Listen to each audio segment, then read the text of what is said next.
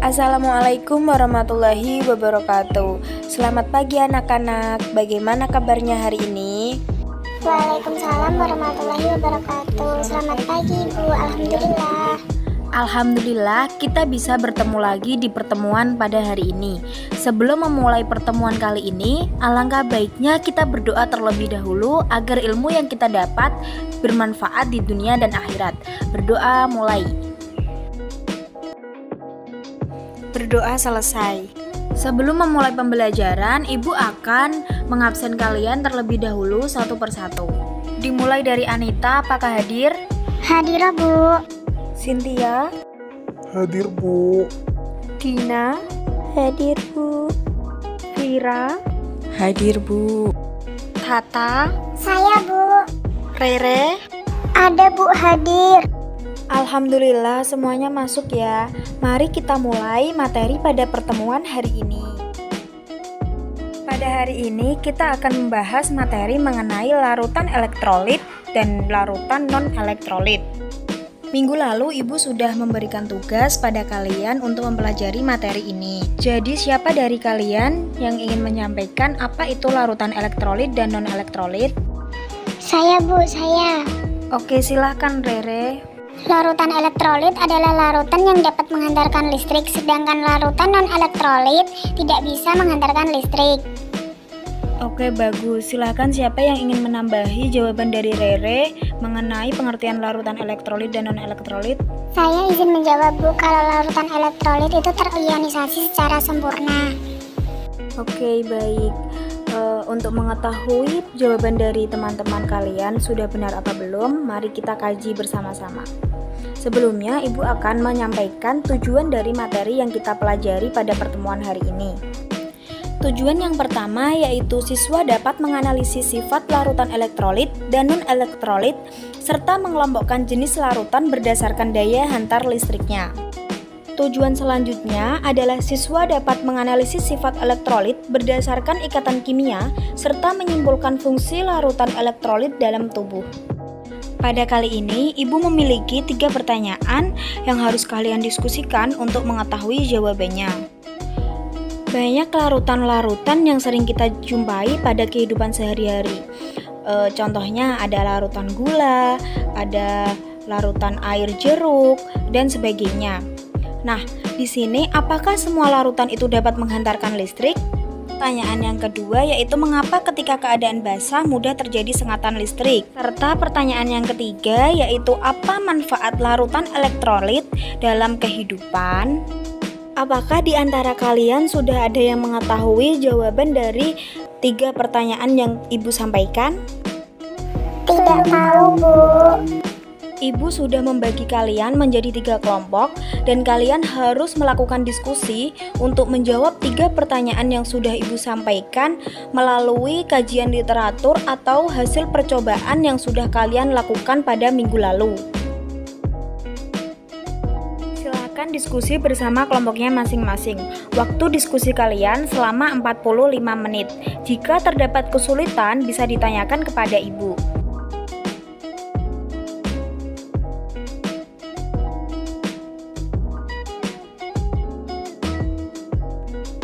Anak-anak, waktu diskusi kalian sudah habis. Mari kita membahas mengenai 3 pertanyaan yang sudah kalian diskusikan bersama-sama. Karena terdapat 3 kelompok dan 3 pertanyaan, maka masing-masing kelompok menjawab 1 pertanyaan dan memaparkan hasil diskusinya kepada teman yang lainnya. Kelompok 3 ingin menjawab nomor 1 Bu. Iya, silahkan kelompok 3 bisa menjawab. Saya akan menjawab pertanyaan nomor 1, apakah semua larutan dapat menghantarkan listrik? Berdasarkan hasil diskusi dari kelompok kami, tidak semua larutan dapat menghantarkan listrik karena ada larutan yang bersifat elektrolit dan juga ada larutan yang bersifat non-elektrolit. Contohnya pada hasil dari percobaan kemarin, larutan garam adalah larutan elektrolit, sedangkan larutan gula adalah larutan non-elektrolit. Baik, sekarang Ibu bertanya, apa alasan larutan tersebut bersifat elektrolit dan non-elektrolit? Pada Pada percobaan kemarin, bola lampu yang berada pada larutan garam menyala terang dan terdapat banyak gelembung gas. Sedangkan pada larutan gula, bola lampu tidak menyala dan tidak terdapat gelembung gas. Hal ini menandakan bahwa ketika larutan tersebut elektrolit, maka mengalami ionisasi secara sempurna. Dan ketika larutan tersebut tidak elektrolit, tidak mengalami ionisasi. Baik, terima kasih kepada kelompok 3 yang sudah menjawab. Jawaban Ibu tampung dulu ya. Selanjutnya, kelompok berapa yang ingin menyampaikan hasil diskusinya? Silahkan. Saya, Bu, dari kelompok 1. Iya, silahkan Anita. Saya akan menjawab pertanyaan yang kedua, mengapa saat keadaan basah mudah terjadi sengatan listrik. Hal ini disebabkan karena air dapat menghantarkan listrik. Oke Anita, terima kasih. Jawaban Ibu tampung dulu ya. Silahkan kelompok 2 bisa menjawab pertanyaan yang belum dijawab oleh teman-teman, yaitu pertanyaan nomor 3. Saya, Bu, perwakilan dari kelompok 2 akan menjawab pertanyaan nomor 3, yaitu apa manfaat larutan elektrolit dalam kehidupan. Manfaat larutan elektrolit dalam kehidupan sendiri di dalam tubuh manusia yaitu untuk melancarkan berbagai mekanisme di dalam tubuh termasuk metabolisme. Manfaat selanjutnya, larutan elektrolit dalam bentuk oralit atau minuman isotonik yang dapat menggantikan ion tubuh. Lalu, larutan elektrolit berupa garam dapur juga bermanfaat untuk menambah rasa makanan dan memenuhi kebutuhan mineral. Selain itu, air jeruk juga bermanfaat untuk menyegarkan tubuh dan menyembuhkan berbagai penyakit. Baik, terima kasih kelompok 2 yang sudah memaparkan jawabannya. Untuk selanjutnya, apakah dari kalian ada yang mau menambahkan jawaban dari pertanyaan nomor 1 sampai nomor 3 yang sudah dipaparkan oleh teman-teman kalian?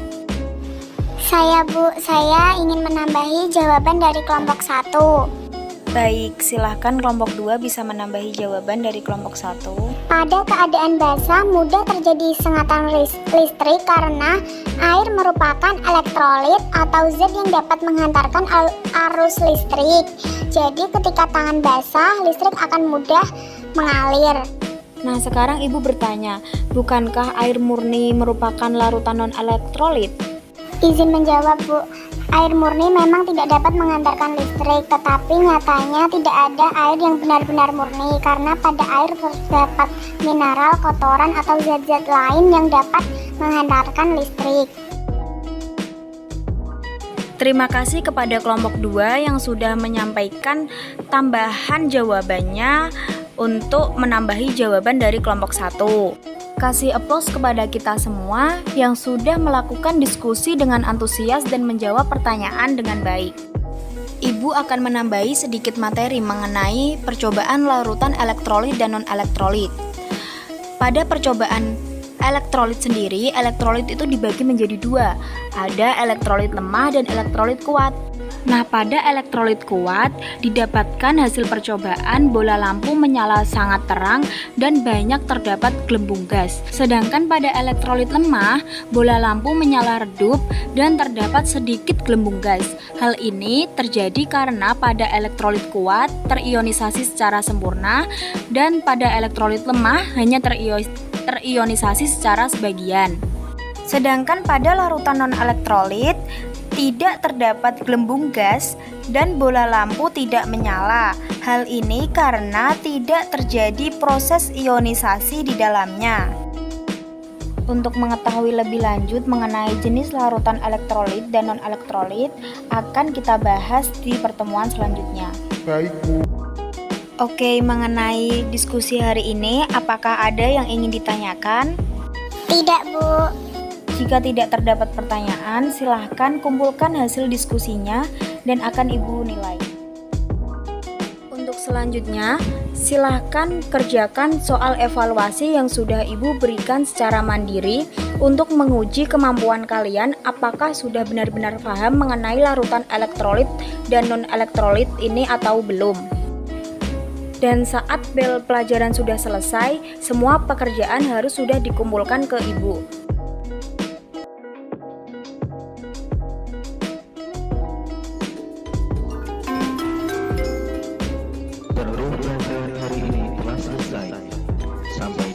Senin pagi dengan semangat belajar baru.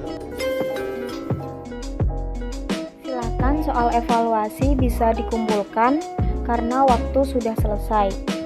Selamat untuk kelompok 2, kalian mendapatkan nilai yang paling tinggi dalam diskusi pada hari ini. Lembar diskusi ibu bagikan lagi kepada kalian, dan untuk kelompok lain bisa melihat hasil diskusi dari kelompok 2 untuk mengetahui apa kekurangan dari hasil diskusi kalian.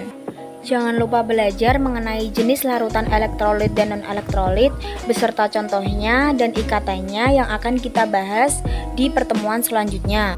Baik, Bu. Baik, kita akhiri pertemuan pada hari ini dengan bacaan hamdalah bersama. Alhamdulillahirrabbilalamin. Sampai jumpa minggu depan. Wassalamualaikum warahmatullahi wabarakatuh. Waalaikumsalam warahmatullahi wabarakatuh.